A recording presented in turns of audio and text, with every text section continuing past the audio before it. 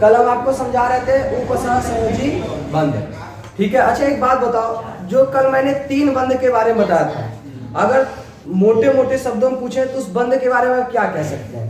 पहला जो बंध होता है उसमें होता क्या है कि कोई एक परमाणु इलेक्ट्रॉन देता है और दूसरा लेता है, एक दे करके स्थायी बनता है, दूसरा ले करके स्थायी बनता है, तो एक पर बनता है प्लस, दूसरे पर बनता है माइनस, उसको हम कहते हैं आयनिक बंध। ठीक है। और जो दूसरा होता है उसमें क्या होता है कि इलेक्ट्रॉन की साझेदारी दोनों परमाणु के द्वारा किया जाता है। जितने इलेक्ट्रॉन की साझेदारी पहला वाला करेगा उतना ही दूसरा वाला करेगा। तो वहां जब इलेक्ट्रॉन साझेदारी किया जाता है तो साझित इलेक्ट्रॉनों से बने बंध को सहसंयोजी बंध कहते हैं। ठीक है ना। इसके बाद जो हमने तीसरा आपको बताया था, तीसरा थर्ड, उसने बताया था कि इलेक्ट्रॉन की साझेदारी होती है और साझित इलेक्ट्रॉन दोनों का माना जाता है, लेकिन साझेदारी केवल एक के द्वारा होती है। और अगर साझेदारी एक के द्वारा हुई है तो पूरी तरह से इलेक्ट्रॉन उसी का है। अगर सामने वाला परमाणु इलेक्ट्रॉन छोड़ करके मतलब या फिर वहां से उस यौगिक से अलग जाना चाहता है तो उसे इलेक्ट्रॉन देना पड़ेगा, जिससे उसका स्थायित्व क्या हो जाएगा, समाप्त हो जाएगा। इसीलिए ये कभी भी परमाणु यौगिक से अलग नहीं होगा। और इस प्रकार के बंध को हम उपसहसंयोजी बंध कहते हैं। और जिन यौगिकों में बंध पाया जाता है उसे हम उपसहसंयोजी यौगिक कहते हैं। वो जनरली कुछ ऐसे बड़े कोष्टक में लिखा होता है। इसकी व्याख्या किसने किया है? वर्नर सिद्धांत में किया गया है। किसमें किया गया है? वर्नर सिद्धांत में। तो अब हमको यह समझना है कि उपसहसंयोजी बंध नॉर्मल है, ये यौगिक होता क्या है। तो ध्यान समझिए, इसमें ना तो स्टार्टिंग में H+ है, ना तो लास्ट में OH- है। इसका मतलब ना तो ये अम्ल है ना ही क्षार है। तो ये है क्या चीज? लवण। तो अब लवण होता क्या उसको समझिए। तो लवण को हम अंग्रेजी में क्या बोलते हैं भाई? साल्ट। चलिए, लवण को अंग्रेजी में क्या बोलते हैं? साल्ट। ध्यान से समझिए, लवण कुल 6 प्रकार के होते हैं। तो मना किया ना, बात कम करो। लवण कितने प्रकार के होते हैं? टोटल 6 प्रकार के होते हैं, लेकिन इसमें 6 का अध्ययन नहीं है, केवल 2 के बारे में मेन जानेंगे। सही ना। 6 में कौन कौन सा होता है? तो एक होता है सामान्य लवण, सामान्य लवण, और दूसरा क्या होता है? अम्लीय लवण। बाकी आगे ही रहेगा। अगला होगा क्षारीय लवण। ठीक है। फिर रहेगा मिश्रित लवण, मिश्रित लवण। फिर रहेगा द्विक लवण, और फिर रहेगा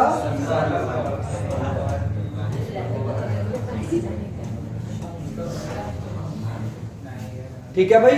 ये 6 प्रकार के होते हैं। देखिए, इन दोनों को अगर एक साथ मिला लिया जाए, द्विक लवण और संकर लवण को अगर एक साथ कर दिया जाए तो इन्हें कहा जाता है आणविक।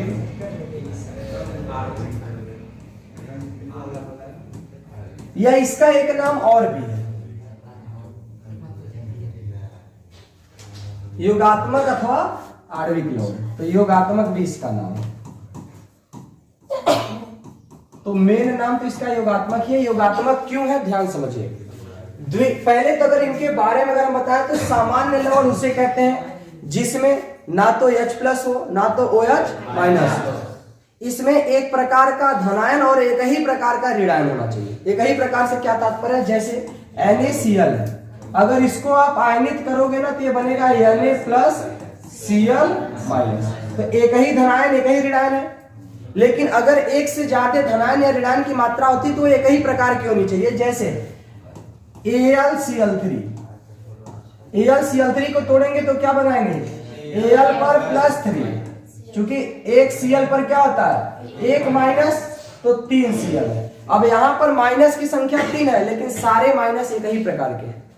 ठीक है। तो उसे हम क्या कहते हैं? सामान्य लवण। जैसे अगर हम आपसे पूछें कि बताइए KNO3 क्या है, तो देखो ये ऐसे देता है K+NO3-। तो इसमें ये मत सोचना कि ऑक्सीजन अलग होगा या अलग होगा, ऐसा नहीं है। ये नाइट्रेट आयन देता है जो कि एक ही प्रकार का माइनस है, पूरा एक ही प्रकार का आयन है।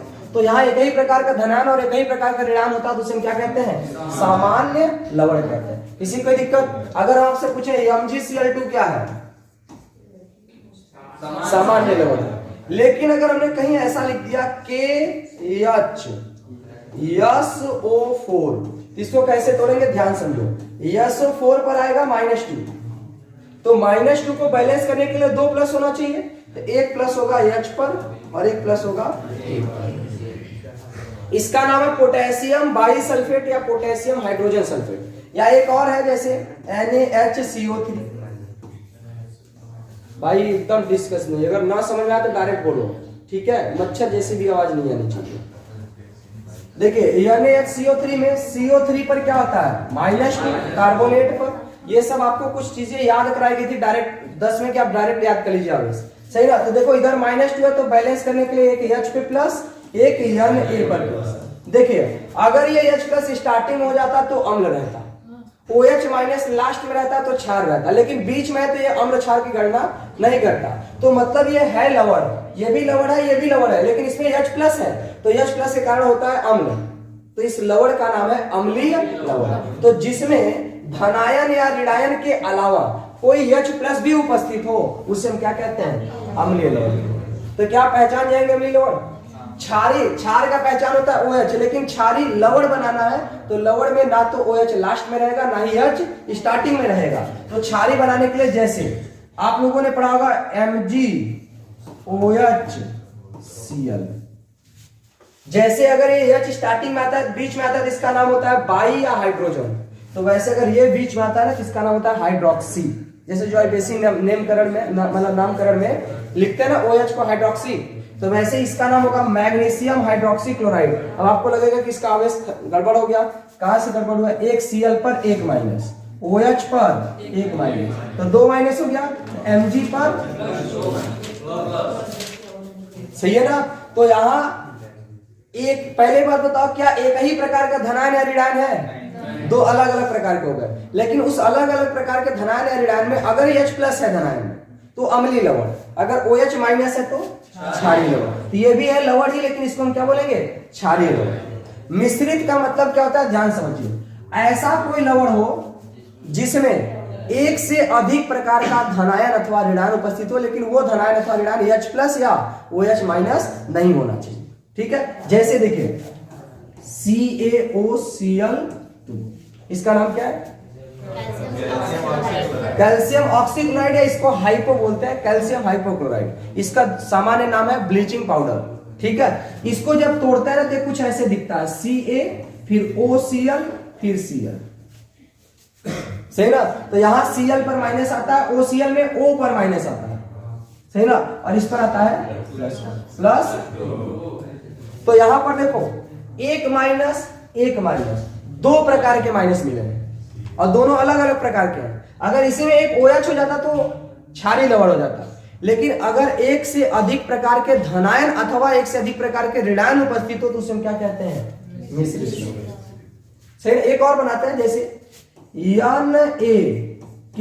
NaKSO4, इसका नाम है सोडियम पोटेशियम सल्फेट। बैलेंस कैसे करना है? तो SO4 पर -2 होता है तो एक प्लस हो जाएगा K पर, एक प्लस हो जाएगा Na।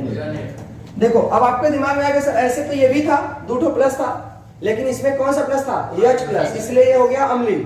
इसमें एक से अधिक प्रकार के धनायन अथवा ऋणायन है, लेकिन वो H प्लस या OH माइनस नहीं है, इसको हम कहेंगे मिश्रित लवण। ये भी और ये भी क्या हो गया? मिश्रित लवण हो गया। ये बताओ क्षारीय लवण, और ये सब अम्लीय लवण, और ये सामान्य लवण। फर्क समझ आ रहा है क्यों भाई पीछे सभी लोगों को? अब समझते हैं द्विक लवण किसे कहते हैं। द्विक नाम से समझ आ रहा है, दो। द्विक को अंग्रेजी में कहते हैं डबल, और लवण को कहते हैं सॉल्ट। तो द्विक लवण का मतलब है जब दो सामान्य लवण एक दूसरे से एक निश्चित अनुपात में जुड़े हो। अब ध्यान सुनिएगा, लवण जैसे एक नमक क्या है? लवण है।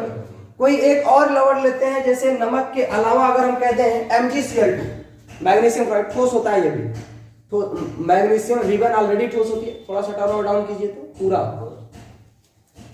फुल एकदम पूरा गिरा दीजिए।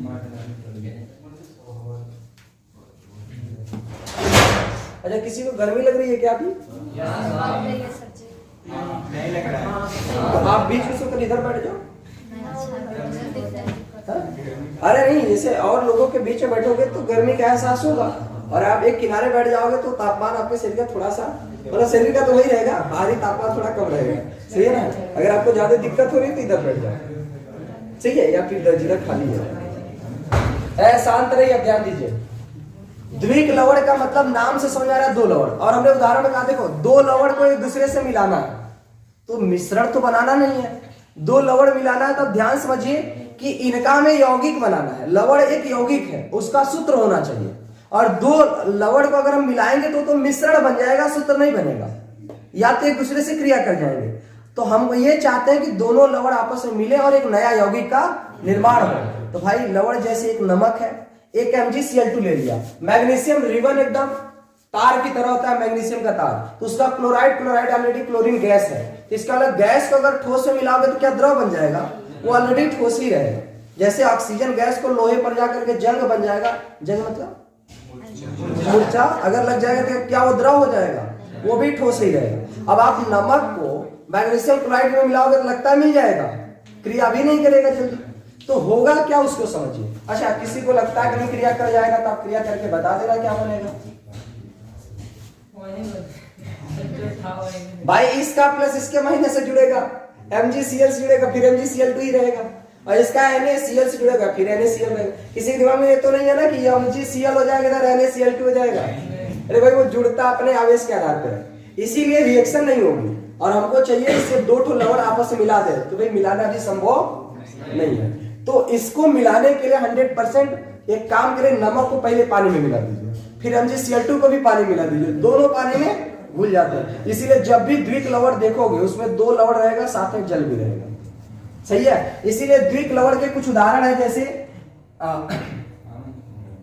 K2SO4, फिर Al2SO4 का होल थ्राइस 24, सही है ना। तो इसमें देखो एक ये कौन सा लवण है बताओ, ये अकेला सामान्य लवण, ये भी क्या है सामान्य लवण है। भाई इसमें भी दो ही प्रकार के आए हैं, एक SO4 है, एक Al है। एक से अधिक प्रकार के ना, आपको अगर एक से अधिक प्रकार के होते तो मिश्रित लवण होता। अभी इसमें SO4 ही है, सबके सब तीन ठो SO4 है, तीनों क्या है SO4 माइनस है।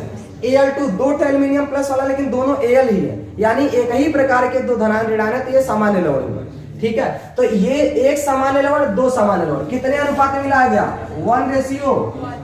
भाई अगर किसी को लगता है सर ये दो हो गया दो बार, तो ऐसा नहीं है, वो अपने आवेश के कारण यौगिक ऐसा बनाता है लवण एक ही एक में, तो एक निश्चित अनुपात में, और इनके साथ क्या लगा है, जल लगा। तो इस प्रकार के लवण को हम क्या बोलते हैं, द्विक लवण। तो जब दो या दो से मतलब जब दो सामान्य लवण एक दूसरे से निश्चित अनुपात में जुड़ करके किसी नए लवण का निर्माण करते हैं तो क्या कहलाता है, द्विक लवण कहलाता है, सही ना। और द्विक लवण में 100% क्या लगा रहेगा, जल, क्योंकि बिना जल के एक दूसरे में मिल ही नहीं सकते। एक और इसका नाम जानते हो, पोटास एलम, नाम क्या है, पोटास एलम। अच्छा, इसमें दो बार सल्फेट है ना, तो ऐसे मत पढ़ना पोटेशियम सल्फेट एल्यूमिनियम सल्फेट, इसका नाम है पोटेशियम एल्यूमिनियम सल्फेट, सही ना। इसके बाद 24 का नाम तो नहीं पता, लेकिन जल का नाम है हाइड्रेट। तो खैर इसका नाम पता होता है 24 का तो फिर लगाते हैं, लेकिन अभी हमको इसका नाम पता नहीं है। हालांकि जहां तक हमें लगता है बाई डेक होगा 20 का, तो बाई डेक में हमको 4 भी जोड़ना है। अब 4 को क्या जोड़ेंगे भगवान ही जाने। नहीं, तो इसको रहने देते हैं, या क्वाड मतलब 4 होता है, जाने देते हैं इसको, ठीक है ना। 24H2 डालेंगे। एक और है जिसका नाम है मोहर लवण, क्या नाम है, मोहर लवण। उसमें होता है FeSO4, फिर होता है NH4 का होल ट्वाइस SO4, ठीक है, 6H2। और भी होता है जैसे माइक्रोकॉस्मिक लवण, हालांकि माइक्रोकॉस्मिक लवण इधर नहीं है, वो इन सब में आ जाएगा मिश्रित लवण वाले में, लेकिन है ये सब लवण। आप अपने से जाकर के एक बार किताब में देख लेना, किताब हर एक बच्चे के पास होनी चाहिए इस चैप्टर के समाप्त होते, अन्यथा फिर उसके लिए भी पीटे जाओगे, सही है। तो ये क्या है, इसका नाम क्या है भाई, मोहर लवण। तो ये लवण कौन सा लवण है बताओ, ये कौन सा लवण है, द्विक लवण। कौन सा लवण है, द्विक। अगर आप इसको जल में घोल दिए, चाहे मोहर लवण हो चाहे पोटासियम लवण, जैसे ही जल में घोले, जितने भी सामान्य लवण है उनके जो भी आयन है वो अलग अलग हो जाएंगे। जैसे अगर इनको जल में घोलोगे तो देगा Fe+2, यहां से देगा NH4+, कितनी बार, 2 बार, ये इतना हो जाएगा। SO4 देखो ये क्या है, 2 बार SO4 माइनस होगा, जल का नहीं, जल तो अलग हो जाएगा, जल जल में ही मिल जाएगा, ठीक है ना। तो ये है क्या चीज कि जब आप द्विक लवण को जल में घोलोगे तो इनका अपना स्थायित्व क्या हो जाएगा, समाप्त हो जाएगा। तो द्विक लवण किसे कहते हैं? तो नॉर्मल परिभाषा आपको बोलना है, दो सामान्य लवण के एक निश्चित अनुपात में मिलाने पर बनने वाले नए लवण को द्विक लवण कहते हैं। लेकिन ये ठोस अवस्था में ही अपना स्थायित्व बना के रखते हैं। अगर ठोस है तब तो अपने स्थायित्व को बना के रखेंगे, लेकिन जैसे इनको जलीय विलयन में डालेंगे इनके सारे के सारे आयन क्या हो जाएंगे, अलग अलग हो जाएंगे।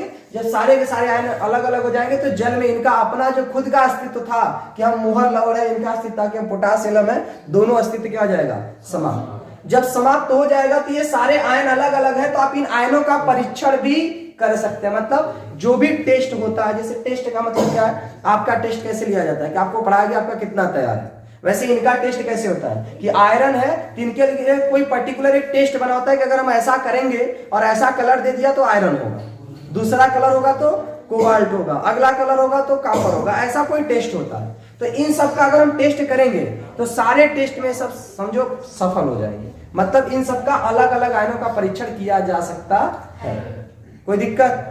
लेकिन अब हम पढ़ते हैं किधर, संकर लवण।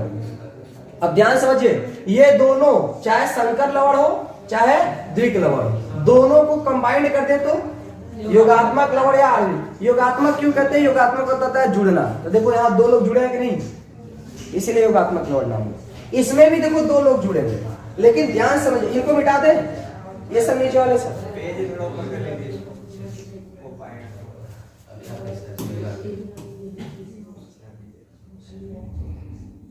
ठीक है।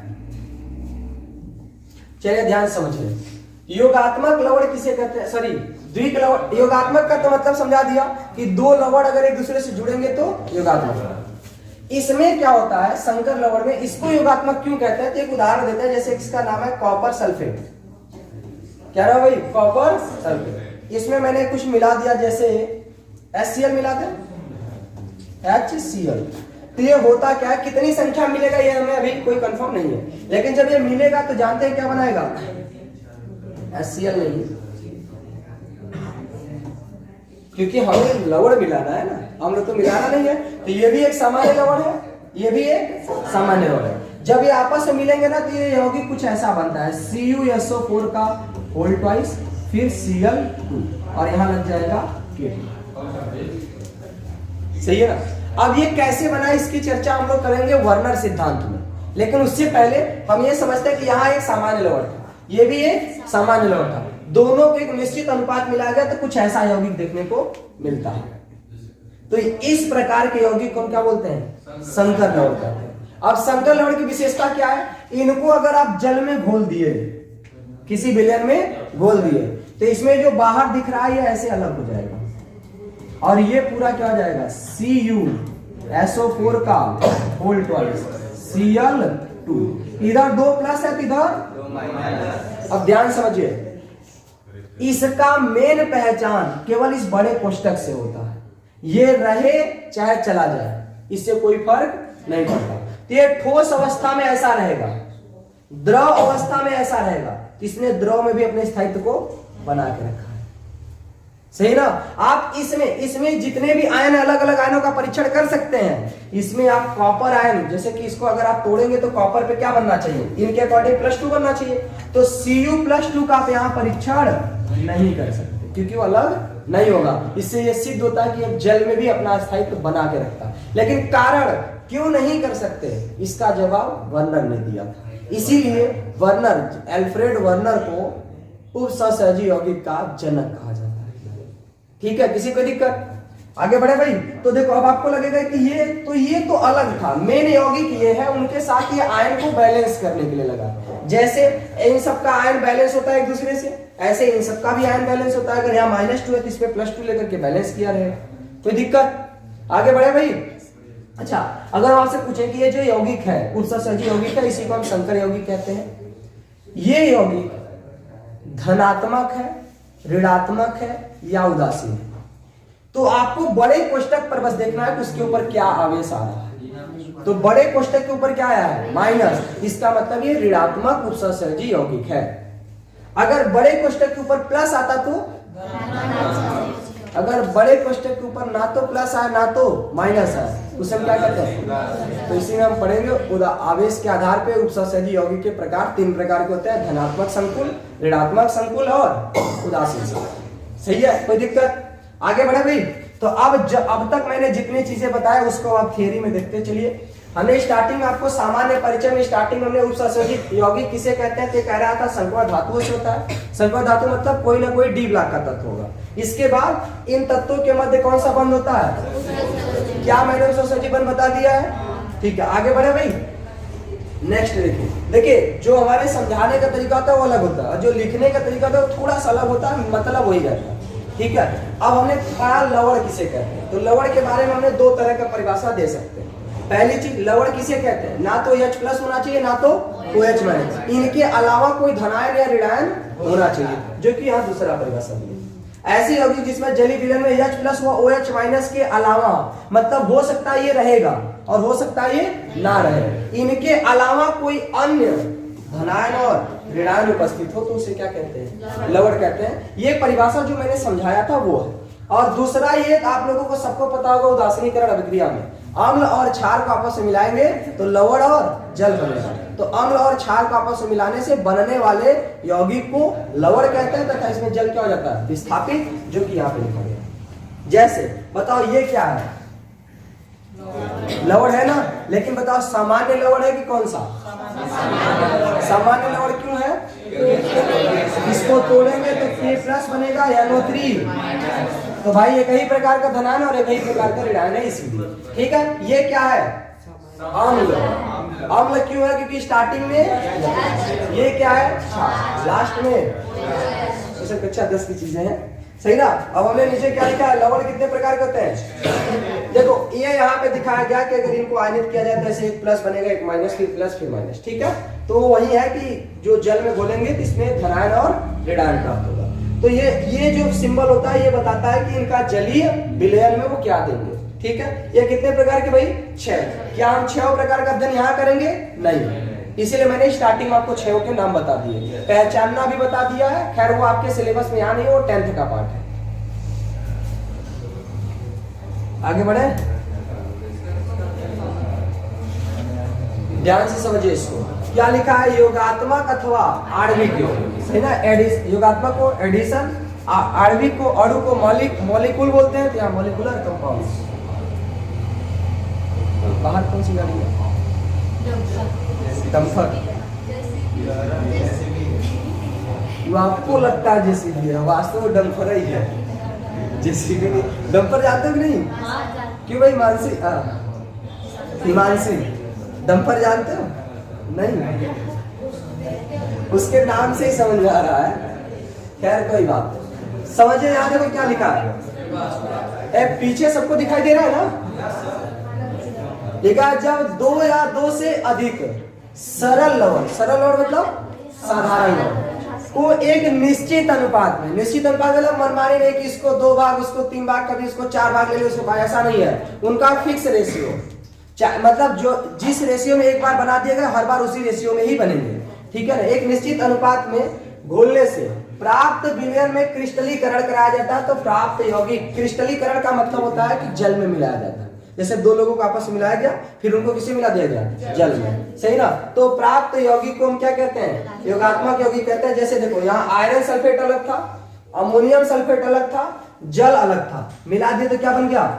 मोहर लवण। इसी पे दिक्कत? बताओ ये द्विक लवण है कि संकर लवण है? द्विक लवण है। अब देखो यहाँ पे देखो क्या है? कॉपर सल्फेट है, अमोनिया है। ये अम्ल है कि क्षार है कि लवण है? अमोनिया का जलीय विलयन क्षारीय होता है, लेकिन ये खुद क्या है? लवण है। तो आपके दिमाग में लवण कैसे है? देखो जनरली अगर हम अमोनिया में क्या मिला है? जल मिलाए तो हमें क्या प्राप्त होगा? NH4OH, ऐसे ही प्राप्त होगा। ये क्या है? क्षार है ना। अब ध्यान से समझो, हमने एक लिया NaCl और इसमें क्या मिलाया? H2O। ये लवण है कि नहीं? ये जल है, तो रिएक्शन के परिणाम स्वरूप बनता है NaOH+ HCl। ये क्या है? क्षार। यानी अगर जल में अगर हम किसी को मिलाए क्षार प्राप्त हो तो 100% जल में मिलाया जाने वाला क्या होगा? लवण। तो इसमें इसको मैंने जब जल में मिलाया तो क्या प्राप्त हुआ? क्षार। इसका मतलब ये क्या था? यही परीक्षण भी है लोगों का। अगर आपको किसी यौगिक को दिया गया और आपको सिद्ध करना है, सिद्ध कीजिए कि ये लवण है, तो आप उसको जल में मिलाइए और बनने रिएक्शन के पश्चात क्या बनना चाहिए? क्षार बनना चाहिए। अगर क्षार बन रहा है तो सामने वाला क्या था? लवण है। ये सिद्ध हो गया। ठीक है ना? तो ये भी क्या है? लवण है। ये भी क्या है? लवण। लेकिन इसका जली विलयन क्या होगा? क्षार होगा। ऐसे तो ये लवण है, लेकिन अगर पानी मिलाओगे तो कैसा क्या बन जाएगा? क्षारी व्यवहार देगा। तो यहाँ देखो एक यौगिक बना है, ये कॉपर टेट्राएमिन सल्फेट इसका नाम है। हालांकि आपको नाम से नहीं डरना है, मैंने कहा था ना आप पंडित बन जाओगे। नाम जैसे आईपीएससी नाम बनाते हो ना, तो वैसे इसको बनाना सीख जाओगे, कोई दिक्कत नहीं। सिंपल से कॉपर है, 4 बार है तो टेट्रा, इसका नाम है एमीन। एमीन नहीं, जैसे आप ना अमोनिया बोलते हो ना, लेकिन आईपीएससी में इसको एमीन बोला जाता है। ये भी गलत है, ऐसे है। सही है ना? सल्फेट, आगे सल्फेट लगा तो सल्फेट है, कोई दिक्कत? तो ये हमारा कौन सा लवण है? योगात्मक। तो योगात्मक में है क्या? दो सामान्य लवण को एक निश्चित अनुपात में मिलाया गया और उनका क्या करा गया? क्रिस्टलीकरण। क्रिस्टलीकरण मतलब जल में। तो जो यौगिक प्राप्त हुआ उसे हम क्या कहते हैं? योगात्मक। योगात्मक यौगिक कितने प्रकार के होंगे भाई?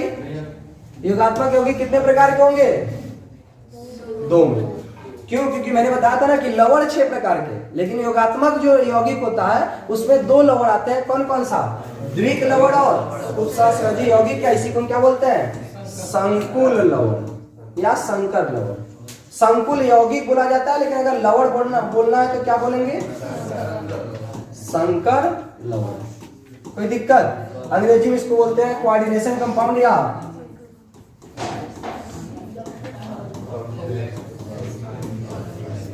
ठीक है, कोई दिक्कत?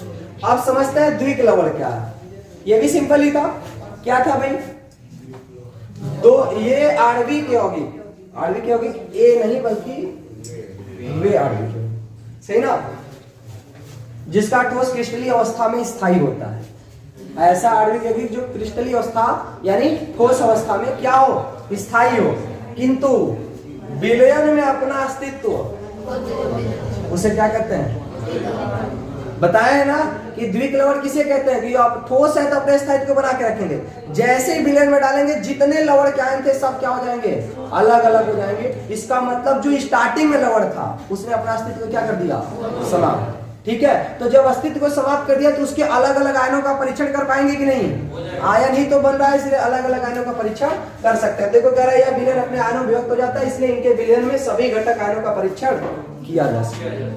जैसे ये था एक द्विक लवण, इसको जल में घोला गया तो ये बना Fe+2, फिर क्या बना? NH4 कितनी बार? 2 बार। फिर SO4 भी कितनी बार? एक यहाँ से 2 बार। और जल की बात है तो जल जब क्रिस्टलीकरण का मतलब जल में ही घोलोगे तो जल जल ही के साथ मिल जाएगा। ठीक है ना? तो ये आपका अलग अलग आयन है। जब अलग अलग आयन आपको प्राप्त किया जा सकता है तो इनका परीक्षण भी किया जा सकता है। किसी कोई दिक्कत? तो ये कौन सा लवण है? परिभाषा अब बताओ, ये समझ में आ रहा है कि नहीं? हाँ, कह रही थी सर आप पीपीटी बना के लाते हमको समझेंगे, तो हम कल इसके बारे में बताए ही कहाँ थे? सही नहीं, ये तो बताए आज है। नेक्स्ट देखो क्या लिखा हुआ, उपसहसर्जी अथवा जटिल अतः इसे क्या कहते हैं? संकुल। सही ना? तो इसको कोऑर्डिनेट या कॉम्प्लेक्स कंपाउंड कहते हैं। देखिए जटिल यौगिक को मैंने क्या बताया था कि अगर ये ठोस अवस्था में है तो अपने स्थायित्व को बना के रखते हैं, जल में घोल देंगे तो भी अपने स्थायित्व को बना के रखेंगे।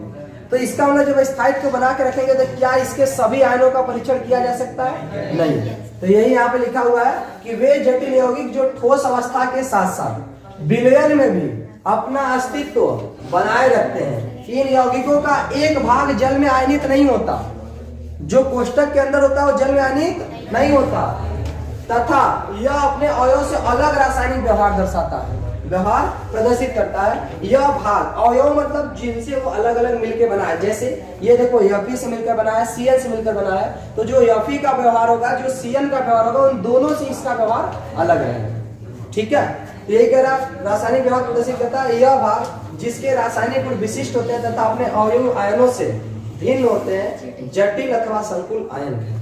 किसको? ये भाग जो अपने अवयव जैसे आयरन या Cn के गुण से अलग होते हैं, इसका इसको हम जटिल आयन कहते हैं। और बस परिभाषा इसका बोले तो बस यही था, इन यौगिकों को उपसहसहजी यौगिक कहते हैं। सिंपल से बस यहाँ तक कि वे जटिल यौगिक जो ठोस अवस्था के साथ साथ विलयन में भी अपने स्थायित्व को बना के रखते हैं, उससे हम क्या कहते हैं, जटिल यौगिक कहते हैं। ये इनका थोड़ा सा गुण है जो हम आगे समझा रहे थे आपको कि जल में घोलेंगे तो ये अपने आयनों को अलग अलग नहीं होने देंगे, तो इसका मतलब जल में अपने स्थायित्व को बना के रखेंगे तो इनके सभी आयनों का परीक्षण नहीं किया जा सकता। तो यहाँ क्या लिखा है, Fe6 - 4 आयन बहुत क्या होते हैं, और Fe+2 और Cl- आयन के परीक्षण नहीं। क्यों नहीं दे रहा, क्योंकि अलग हुआ ही नहीं तो परीक्षण कैसे देंगे। ठीक है, कोई दिक्कत, आगे बढ़े। तो ये था उपसहसहजी यौगिक या जटिल संकुल। इसके आगे देखिए क्या है, तो ये आ गया क्या चीज, वर्नर सिद्धांत। समझना चाहते हो, हालांकि वर्नर सिद्धांत एक बार देख लो कितना लंबा है।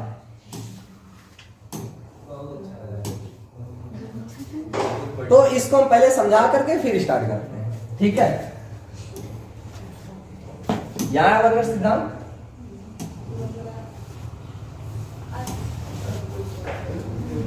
चलो ध्यान समझिए वर्नर सिद्धांत। अब वर्नर सिद्धांत क्यों आया, तो हम लोगों को समझना यह है कि जो उपसहसहजी यौगिक है इसको हमने जब जल में घोला तो अपने स्थायित्व को क्यों बना के रखता है, या फिर इनके जो मेन वाला परमाणु था जैसे Fe था, उसमें Fe से Cl अलग क्यों नहीं हुआ, जबकि द्विक लवण क्या हो जाता है, सब अलग अलग हो जाता है। तो इसका कारण समझते हैं। तो वर्नर व्यक्ति का नाम है, पूरा नाम है एल्फ्रेड, अल्फ्रेड कहिए चाहे एल्फ्रेड कहिए, चूंकि अंग्रेजी शब्द होता है ना, AL से होता है, तो आप अल्फ्रेड पढ़िए चाहे एल्फ्रेड पढ़िए, इसकी हम पुष्टि नहीं करते, आप जो चाहे पढ़ सकते हैं। हाँ, इनका पूरा नाम था वर्नर। वर्नर एक और भी होता है बर्नर, बर्नर सुना है, बर्न मतलब होता है जलाना, अब बर्नर मतलब जलाने वाला, ठीक है ना। तो देखो ये जला देंगे इसको, ठीक है। वर्नर कब दिया था इन्होंने अपने सिद्धांत को, तो देखिए साइड बुकों में दिया हुआ है 1892, किसी ने 1893 दिया, लेकिन NCERT में दिया है 1898। 1898, एक मिनट, हाँ 1898, सही है ना। तो हम लोग मानेंगे किसको, ठीक है। तो भाई क्योंकि अलग अलग बुकों में ये भी दिया है, गूगल पर उपलब्ध जानकारी में दोनों देता है कि ये भी है वो भी है, तो इसीलिए आप NCERT का लेके चलेंगे कि इन्होंने अपना सिद्धांत कब दिया। इन्होंने उपसहसहजी यौगिक के गुणों की व्याख्या करने के लिए सन 1897 में एक सिद्धांत प्रतिपादित किया जिसे वर्नर का सिद्धांत कहा जाता है। ये इस सिद्धांत को देने के लिए वर्नर को उपसहसहजी यौगिक का जनक माना जाता है, इसके लिए इनको नोबेल पुरस्कार से सम्मानित किया गया। ठीक, अब आगे हम समझते हैं वर्नर सिद्धांत क्या है, ठीक, क्योंकि ये तो उनका बेसिक हो गया कि दिया किसने है, इसके लिए इनको क्या उपाधि दी गई। तो पहली बात तो इनको जनक माना जाता है। सोचो इस यौगिक का जनक, आपको क्या लगता है किसी को जनक माने जाने का क्या मतलब है, कि उसको बनाने वाला यही व्यक्ति था, उसके गुणों की व्याख्या किया, सही ना, सबसे पहले उसकी जानकारी दी, तो बस इतना। तो बना तो पहले से भी होगा, जैसे हम कह रहे हैं कोई चीज तुम पृथ्वी पे खोज रहे हो, तो क्या वो पृथ्वी पे पहले से नहीं है, आपको पता नहीं है, जिसने पहली बार खोज कर दिया वही उसका क्या हो गया, जनक। तो उम्मीद करते हैं आगे चलते हुए तुम लोग भी कुछ खोज करोगे। है कोई अच्छा इसमें ऐसा कोई व्यक्ति है जो वैज्ञानिक बनना चाहता हो, एनीवन, ऐसा वैज्ञानिक बनना चाहते हो,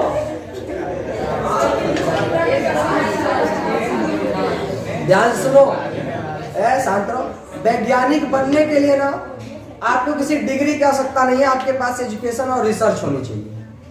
बाकी अगर आप बढ़िया, जैसे कि अगर कोई टेक्नोलॉजी में जाना चाहते हो फिर तो आपको वैज्ञानिक बनने के लिए एक संस्थान है जिसका नाम है भारत में IIT, Indian institute of technology, वहां से भी आप वैज्ञानिक बन सकते हैं। हालांकि वैज्ञानिक बनने के लिए कोई निर्धारित डिग्री की आवश्यकता नहीं है, आप रिसर्च करिए किसी भी भाग में आप वैज्ञानिक बन सकते हैं, सही ना। आज को हमने तो कोई ऐसी डिग्री हासिल नहीं की है टेक्नोलॉजी की, लेकिन फिर भी अगर मैंने कोई रिसर्च किया और वो रिसर्च सही पाया गया तो इसका मतलब उस दिन से हम भी क्या माने जाएंगे, वैज्ञानिक, ठीक है। कोई यह वैज्ञानिक बनना चाहता है, सोम्या IIT नहीं करना है, कर लेना भाई। और कोई, केशव, अच्छा वो अभिषेक वैज्ञानिक, हरिश्चंद्र भी है। चलो उन लोगों का ऐसे नाम क्या है? कोई अभिषेक से नहीं बोलेंगे, अगर वैज्ञानिक बोलेंगे तुमको बोलना है, ठीक है? ये आसान भी है, तब समझ में आएगा ना हमारे क्लास में वैज्ञानिक भी है कुछ। शांत रहो। हाँ, वो कुछ भी खोजे ना खोजे लेकिन लड़ाई झगड़ा के तरीके खोज सकता है, ठीक है ना? अब शांत रहो, ध्यान दो, क्योंकि ना थियरी बहुत लंबी है। अगर बहुत ध्यान से सुनोगे ना सारी चीजें आपको याद हो जाएंगी। देखिए इन्होंने किया क्या, इन्होंने कहा जितने भी इसके लिए पहले इन्होंने 3 प्रकार के यौगिक लिए, जिसका नाम क्या था? एक यौगिक लिया इन्होंने CO Cl3 6NH3, ये भी उपसर्जक यौगिक है। हालांकि इन्होंने 3 प्रकार का लिया, फिर एक और लिया CO Cl3 5NH3। शांत रहोगे?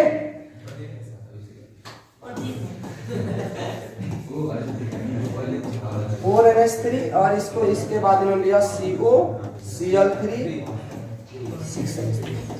हालांकि फिर से लिखिए, इसको ऊपर लिखिए। देखिए इसमें इन्होंने 4 यौगिक लिया, खैर इन्होंने लिया तो 3 ही था, एक हमने एक्स्ट्रा बढ़ा लिया, क्योंकि हम लोग भी कुछ तो अपना दिमाग लगाना ही चाहिए। अब इनके दिमाग में क्या आया कि देखिए जनरली जो लवण होता है, जैसे ये MgCl2 है, सही ना? अगर हम इसकी अभिक्रिया AgCl से करा दें, AgNO3, शांत रहोगे थोड़ा, तो देखो ये Ag किससे क्रिया करेगा? Cl से, तो बनाएगा क्या चीज? AgCl, क्योंकि Ag पर +1 होता है। थोड़ा समय के लिए आप लोग शांत नहीं रह सकते।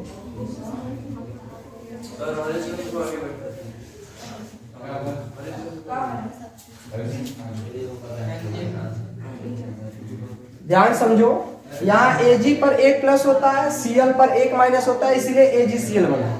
लेकिन अगर हम रिएक्शन को बैलेंस करेंगे तो यहाँ 2 बार Cl है, इसलिए ये 2 बार बनेगा। श्योर है?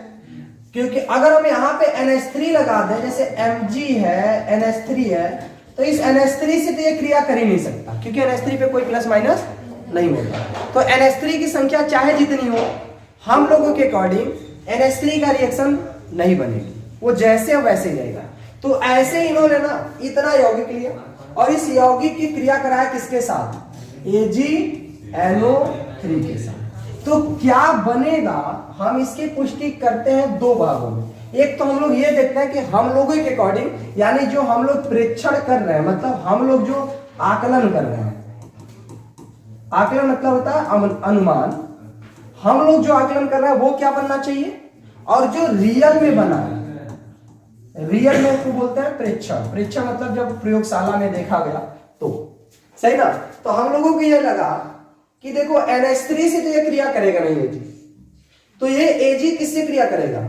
Cl से। और AgCl से क्रिया करेगा तो AgCl ही बनाएगा, क्योंकि Ag पर +1 होता है, Cl पर -1 होता है, और 3 बार Cl है, इसीलिए अगर हमें बाहर निकलेगा तो कितनी बार AgCl निकलेगा? सही है ना? बाकी तो ये जो भी बनेगा भाई NO3 आके इसके स्थान पे लग जाएगा, बाकी जो यौगिक बनेगा वो बनेगा ही।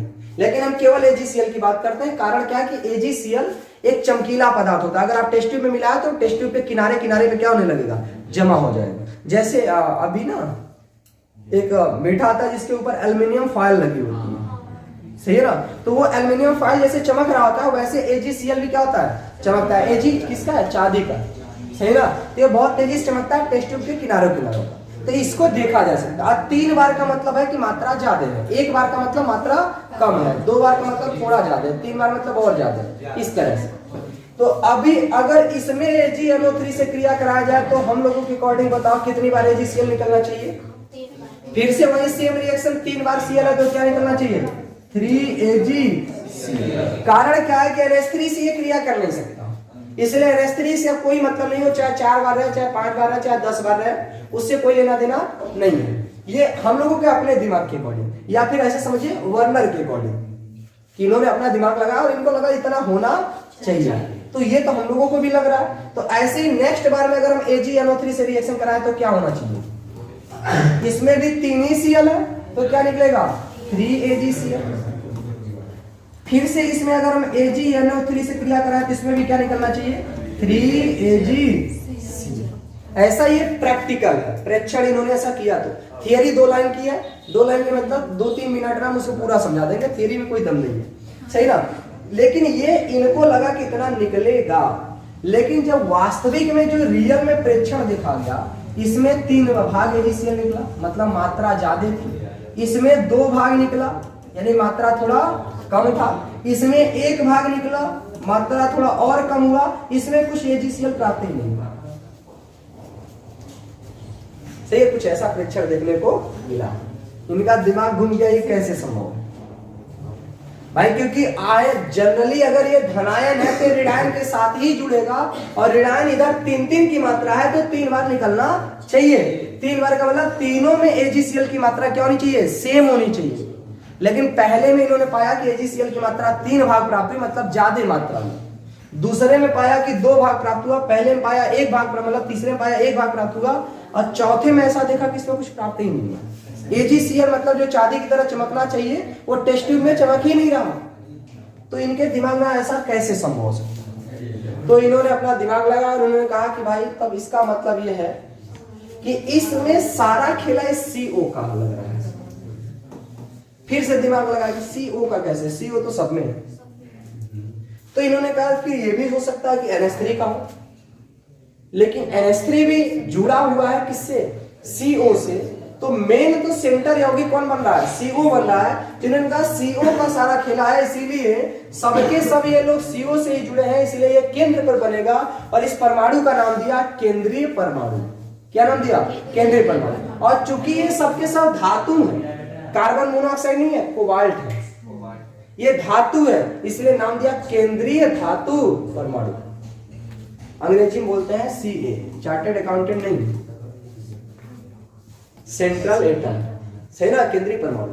अब ध्यान समझिए, इसके लिए इन्होंने एक बात और बताई, कहा कि संभावना इनकी संरचना में बन सकती है। इसके लिए उन्होंने कहा कि जितने भी आपको सेंट्रल एटम दिख रहे हैं या फिर ये जो यौगिक दिख रहा है, अगर हम यौगिक की ऑक्सीकरण संख्या कहें तो आपके दिमाग में तुरंत आनी चाहिए सेंट्रल एटम की ऑक्सीकरण संख्या, सही है। क्योंकि जो भी आवेश प्लस माइनस जो भी लगा होता है वो ओवरऑल सेंट्रल एटम को दिखाता है। जैसे कोई अगर यौगिक यहाँ बना हुआ है और पूरे यौगिक के ऊपर प्लस लगा है, ये प्लस इन सब पे नहीं रहेगा, केवल इस सेंट्रल एटम की बात करेंगे, ठीक है, कोई दिक्कत। तो इस तरह से इनको समझिए। इन्होंने कहा कि इसका मतलब है कि जो संयोजकता होनी चाहिए, क्योंकि ऑक्सीकरण संख्या जनरली अगर प्लस माइनस हटा दे तो वही क्या होती है, संयोजकता। तो इन्होंने कहा जो भी केंद्रीय धातु परमाणु की संयोजकता होनी चाहिए वो कुछ 2 प्रकार की दिख रही है। कितने प्रकार की, 2। एक का नाम दिया प्राथमिक संयोजकता और दूसरे का नाम दिया द्वितीयक संयोजकता। अब ये क्या, तो इन्होंने कहा जो प्राथमिक संयोजकता है ये कुछ और नहीं बल्कि उनकी ऑक्सीकरण संख्या। क्या है, ऑक्सीकरण संख्या को बैलेंस करता है, ऑक्सीकरण संख्या। फिर ये द्वितीयक संयोजकता क्या है, तो द्वितीयक संयोजकता में थोड़ी टेंशन हुई और इन्होंने कहा कि जो द्वितीयक संयोजकता होगा वो सेंट्रल एटम की द्वितीयक संयोजकता सदैव फिक्स में कितना, तो अलग अलग धातुओं की द्वितीयक संयोजकताएं अलग अलग होती है। लेकिन जैसे अगर कोबाल्ट की द्वितीयक संयोजकता की बात करें तो 6 होता है, और ये कोबाल्ट चाहे जिस भी यौगिक में लगा होगा, अगर वो यौगिक संकुल यौगिक है तो उसकी द्वितीयक संयोजकता 6 ही होगी। जैसे कॉपर की द्वितीयक संयोजकता 4 होती है, ये कॉपर चाहे जहां लगा होगा इसकी सब जगह द्वितीयक संयोजकता क्या होगी, 4 होगी। मतलब अलग अलग धातुओं की, और धातु में संक्रमण धातु होगा, तो अलग अलग धातुओं की ऑक्सीकरण संख्या नहीं बल्कि द्वितीय संयोजकता क्या होती है, फिक्स होती है। फिर ये द्वितीय संयोजकता कहते हैं किसे है, तो केंद्रीय धातु परमाणु के द्वारा या उपसहसंयोजी यौगिक में उपस्थित उपसहसंयोजी बंधों की संख्या को द्वितीयक संयोजकता, कि कौन सी संख्या को, बंध की संख्या को, कौन सा बंध? उपसहसहजी बंध की संख्या को द्वितीयक संयोजकता कहते हैं। प्राथमिक संयोजकता किसे कहते हैं? आक्सीकरण संख्या को, और आक्सीकरण संख्या निकालना सबको आना चाहिए। अब ध्यान से समझो, जैसे अगर मैंने कोई यौगिक लिखा है CaOCl2, हमको ये बताना है कि इस O की आक्सीकरण संख्या कितनी होगी। बताओ, कक्षा 11 में बताया गया था ऐसा कुछ? -2। हाथ उठाओ, कौन बोला -2? अरविंद, दोनों हाथ उठाओ। बोलो श्री रामचंद्र भगवान की गधा एकदम पूरा। 11 में बताया गया था कि नहीं? चलिए, तो जिसकी आक्सीकरण संख्या निकालनी है, जिसकी आक्सीकरण संख्या निकालनी है उसको हम मान लेते हैं यक्स। क्या मानते हैं? और बाकी उसके आगे पीछे कुछ आक्सीकरण संख्या आपको याद करनी होती है, जैसे क्षारीय धातु है और क्षारीय मृदा धातु की आक्सीकरण संख्याएं सदैव फिक्स हो। क्षारीय धातुओं की आक्सीकरण संख्या +1। अब किसी के में क्षारीय धातु क्या है, इसीलिए कहते हैं बबुआ लोग 11 पढ़ लिया करो। सही है। क्षारीय धातु में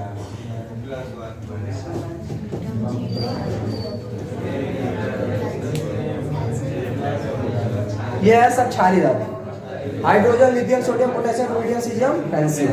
सही है ना? तो ये सब के सब क्या है? क्षारीय धातु। और सब पर कितना होता है?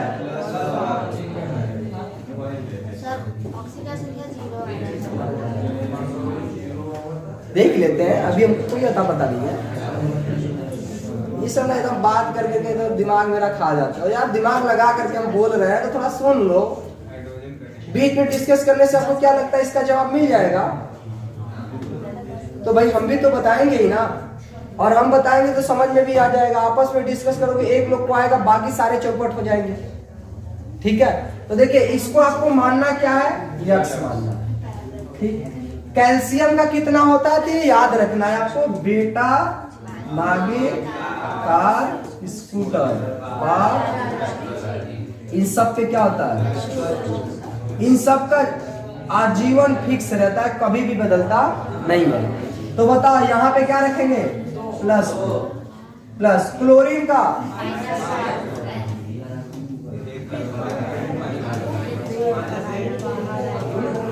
इनको कहते हैं हैलोजन। और याद रखना है, फिर कल बाहर आई, इन पर होता है -1। कितना होता है?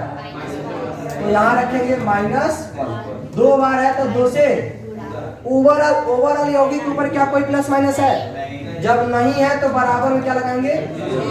अगर ऊपर मान लो -2 लगा होता तो बराबर में लगाते -2, अगर +2 लगा होता तो बराबर में लगाते +2।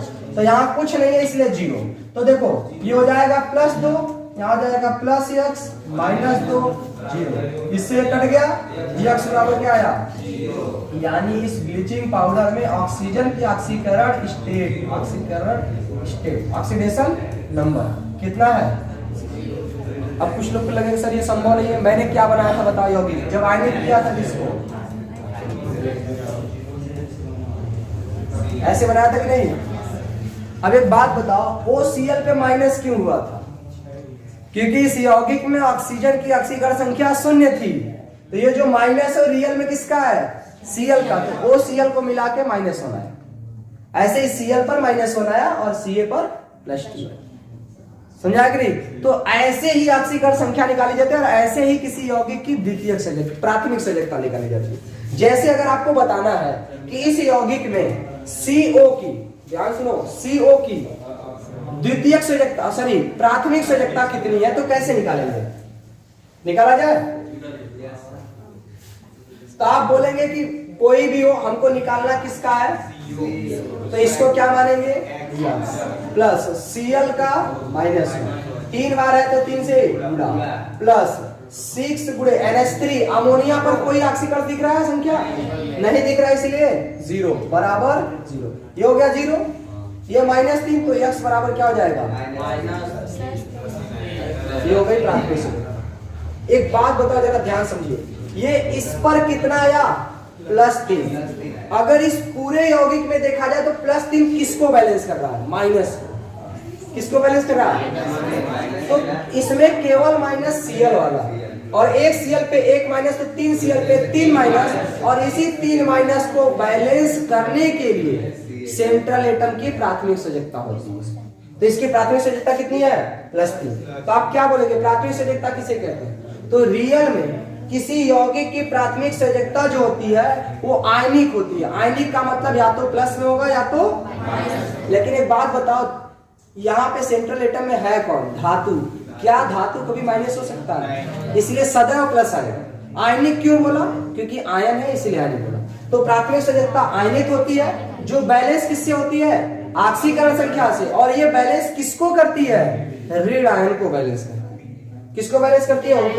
यौगिक उपस्थित ऋण आयन को बैलेंस करती है। और इसको जब यौगिक का इमेज बनाया जाएगा, संरचना बनाई जाएगी, तो इसको असतत लाइन से dot dot dot dot dot दिखाया जाएगा। ये थियरी है पूरा, कोई लंबा मोशन नहीं। ठीक, कोई दिक्कत? सुन लो, क्या बात कर रहे हो?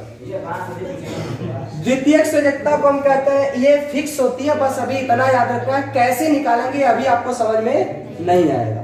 तो कब समझ में आएगा भाई? जब हम आपको एक हेडिंग डालेंगे कि उपसहसहजी यौगिक से संबंधित कुछ शब्दावली, तो वहां पर आपको पूरा डिटेल बताएंगे। तो वहां पर आपको द्वितीयक संयोजकता समझ में आ जाएगी। लेकिन बस यहाँ ये समझना है कि द्वितीयक संयोजकता जो होती है वो दैशिक होती है, मतलब एक निश्चित दिशा में लगती है। और ये बताती किसको है? उपसहसहजी बंधों की, संयोजी बंध की संख्या को बताती है।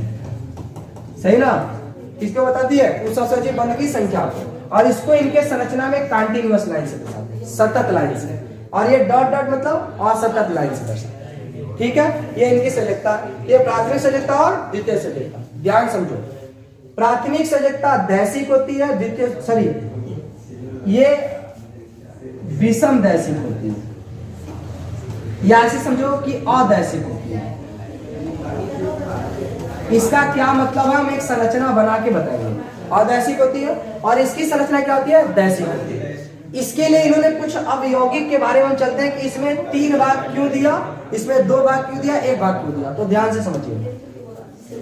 पहला हमने यौगिक लिखा था COCl3 6NH3, यही लिखा था। इसकी अभिक्रिया मैंने कराया AgNO3 से, तो हमको AgCl कितनी बार प्राप्त हुआ था? रियल में यही प्राप्त हुआ था। इसका कारण क्या था उसको समझिए। तो इस यौगिक में अभी के लिए हम बता देते हैं, इसकी जो द्वितीयक संयोजकता है वो 6 है। कितनी है? 6। अभी आप भी निकालने लगोगे, लेकिन चूंकि भाई कुछ ये चैप्टर ऐसा है ना कि जो एक दूसरे टॉपिक से रिलेट कर रहा है। रिलेट मतलब कुछ आगे भी हेडिंग है उससे रिलेट करेगा। तो हम जब वहां समझाएंगे तो आपको डिटेल में समझ में आएगा। ठीक है ना? तो अभी आपको याद रखना कि द्वितीय संयोजकता इसकी कितनी है? 6। 6 होने का मतलब इसमें उपसहसहजी बंध कितने हो सकते हैं? 6 हो सकते हैं। तो ये उपसहसहजी बंध 6 होने का मतलब ऐसे लिखाएंगे CONH3 6 है, और इसकी उपसहसहजी बंध की संख्या भी कितनी हो सकती है? 6। इसका मतलब इसने एक NH3 से N के पास इलेक्ट्रॉन थे, इन्होंने दिए इसको इलेक्ट्रॉन, बना एक उपसहसहजी बंध। है शांत रहो। एक और NH3 थे, इसने दिया उपसहसहजी बंध, 2 उपसहसहजी बंध बन गया। और एक और है तो कितने बन गए? 3। एक और है तो कितने बन गए? 4। एक और है, कितने बन गए? 6 थे टोटल। और आपको एक बात हमेशा याद रहनी चाहिए, उपसहसहजी बंध केवल वही बनाते हैं जिनके पास इलेक्ट्रॉन युग्म होता है। सही ना? अब ये बन गया पूरा का पूरा उपसहसहजी बंध। तो 6 है तो ये 6 से ज्यादा नहीं बना सकता। तो बाकी जो 3 तो Cl बन गए ना, इनको भेज देगा बाहर, क्योंकि उनका उपसहसहजी बंध नहीं बना है। तो यहाँ बाहर लगेगा 3 Cl। अब बाहर भेजने का मतलब ये है कि जब ये आयनिक अवस्था में आएगा तो वो जो 3 Cl बाहर है वही Cl माइनस में 3 अलग हो जाएंगे, तो इसके ऊपर क्या हो जाएगा? +3। और जो बड़े कोष्टक के अंदर होंगे, ये चाहे जलीय अवस्था हो चाहे विलीन अवस्था हो, आयनित नहीं होंगे। जब आयनित नहीं होंगे तो क्या इनकी क्रिया किसी से हो सकती है? क्योंकि ये स्थायी होते हैं। तो अब 3 तो Cl माइनस बचा था, इसीलिए AgNO3 में से Ag और कितने Cl निकाल दिया? समझ आया कि नहीं? अब इसके बाद जो इन्होंने दूसरा यौगिक लिया, अभी इनके अनुसार हम संरचना भी बनाएंगे। जो इन्होंने दूसरा यौगिक लिया, दूसरा सेकेंड वाला, उसमें लिया था COCl3 और क्या लिया था? 5NH3। सही है ना? और इसकी क्रिया किससे कराई थी? AgNO3 से। ठीक है ना? तो अच्छा इसमें बाहर क्या निकलेगा भाई, जब 3 Cl आकर के इनसे जुड़ जाएगा तो तीनों Cl के स्थान पे क्या आ जाएगा, 3 ठो NO3 आ जाएगा। बैलेंस करने के लिए यहाँ 3 लगा देंगे, ठीक है। अब देखिए इसमें क्या बनेगा, तो इसकी भी संरचना बनाइए, कोबाल्ट को रखिए बीच में, इसीलिए तो सेंट्रल एटम बोलते हैं। और इसके पास देखो 6 इसकी द्वितीयक संयोजकता है, 6 उपसंयोजी बंध बनेगा, लेकिन 5 ही NH3 है, तो एक NH3 से एक उपसंयोजी बंध, दूसरे NH3 से एक उपसंयोजी बंध, एक और है, 4 हो गए, एक और हो गया, अभी 4 हुआ, ठीक है, 6 NH3 और हो गया, 5 हो गया कंप्लीट। लेकिन होना कितना है, 6, तो एक Cl के साथ भी बना लेगा, क्योंकि Cl के पास भी लोन पेयर होता है, सही ना।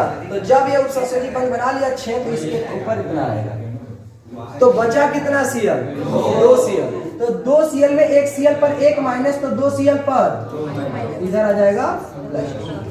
क्या बड़े कोष्टक के अंदर वाले, बोलिए, क्या बड़े कोष्टक के अंदर वाले कभी आयनित होंगे, नहीं। तो इसका मतलब ये है स्थायी रह जाएगा, और 2 Cl है, इसलिए Ag कितना बनाए थे, 2 बार AgCl, समझाया। और अभी जो आप ये पढ़ रहे हैं ना, द्वितीय संयोजकता फिक्स होती है, सारा कारण इसी का है। अगर द्वितीय संयोजकता फिक्स नहीं होती तो हर बार 3 Cl बाहर निकलता और 3 AgCl निकलता। ऐसे ही जब मैंने इसको 4 बार लिया था, जैसे COCl3, और 4 बार क्या लिया था, 1 मिनट प्लस NH3 लिया। एक बात बताओ, इसमें कितने द्वितीय संयोजकता, 4, 6 द्वितीय संयोजकता 6, तो 4 तो ये बन जाएगा, कैसे 6 होगा। शायद आप पीछे हमारी बात सुने नहीं, हमने बोला था कि अभी आप डायरेक्ट याद करो द्वितीय संयोजकता 6 रहेगी, लेकिन कैसे का जवाब थोड़ा सा आगे मिलेगा, हो सकता है कल के क्लास में मिले आपको, ठीक है।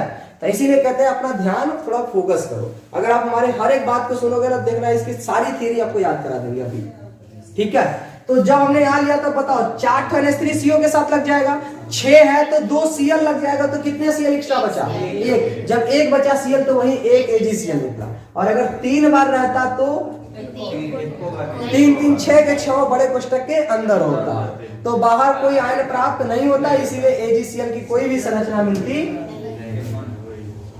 ठीक है।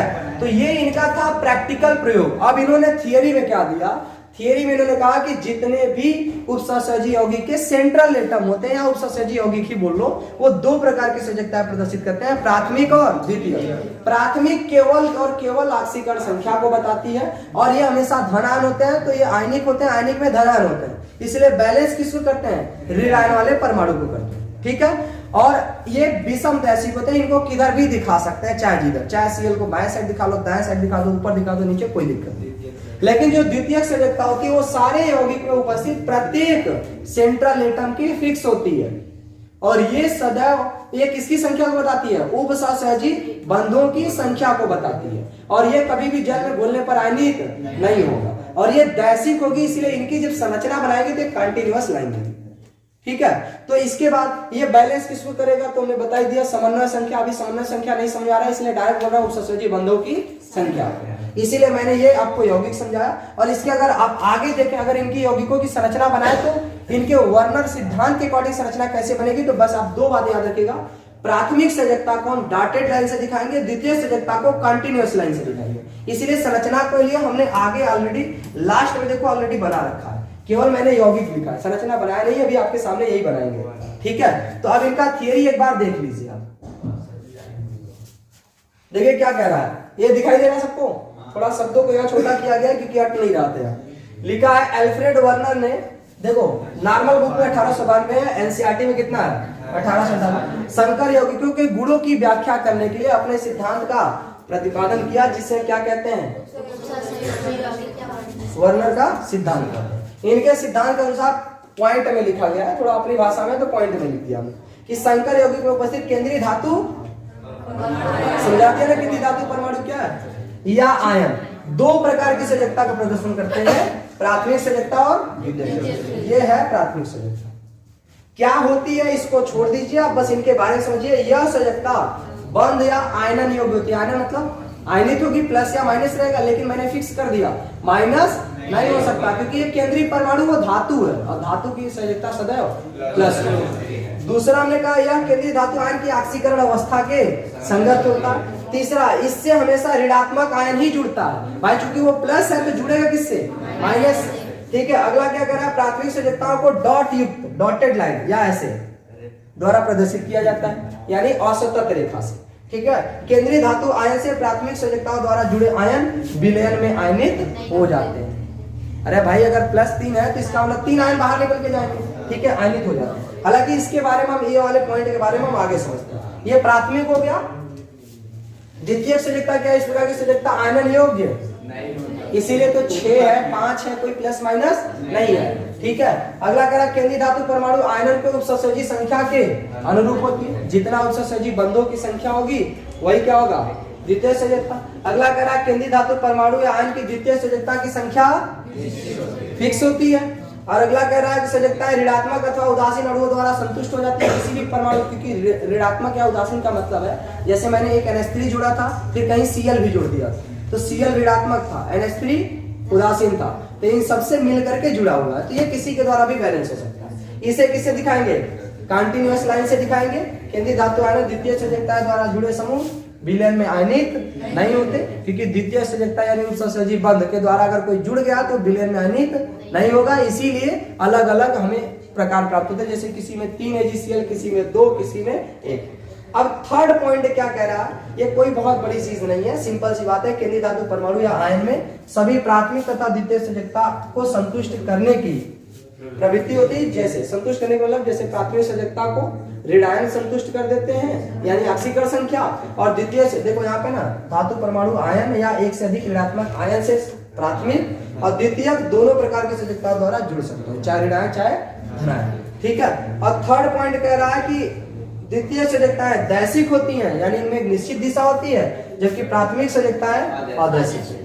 अब आगे यही हमारा प्रयोग था जो मैंने आपको प्रयोग समझाया।